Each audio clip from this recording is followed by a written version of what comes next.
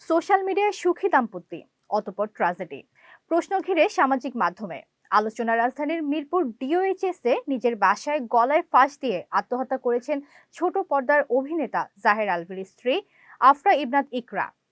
এই আত্মহত্যার জন্য আলভিকে দায়ী করে মামলার প্রস্তুতি নিচ্ছে ইকরার পরিবার। বিস্তারিত ডেস্ক রিপোর্টে। ঘরে বা ইন্ডাস্ট্রিতে মেঘনা স্টার কেবলস, বিশুদ্ধ কপারের নিরাপদ কেবলস, আপনার নিরাপত্তার সঙ্গী। নিজ বাসায় সিলিং ফ্যানের সঙ্গে ঝুলন্ত অবস্থায় ইকরা নামে এক তরুণীর মরদেহ উদ্ধার হওয়ার ঘটনায় এলাকায় ও সামাজিক যোগাযোগ মাধ্যমে ব্যাপক আলোচনার সৃষ্টি হয়েছে।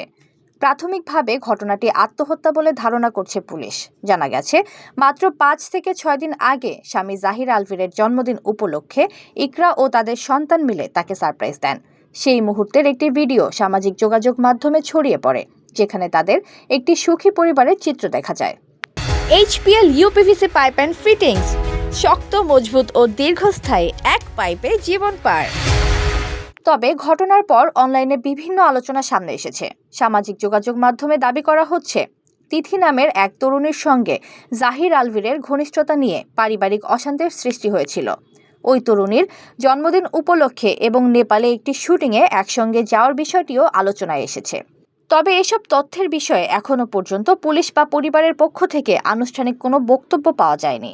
তদন্ত সংশ্লিষ্টরা জানিয়েছেন, মৃত্যুর প্রকৃত কারণ জানতে বিষয়টি গুরুত্ব সহকারে খতিয়ে দেখা হচ্ছে।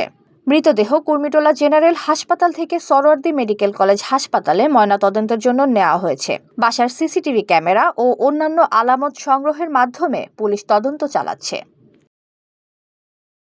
এতক্ষণ আপনাদের সাথে ছিলাম তামান্না ইসলাম তন্নি। প্রতিদিনের নিউজ আপডেট পেতে আমাদের সাথেই থাকুন।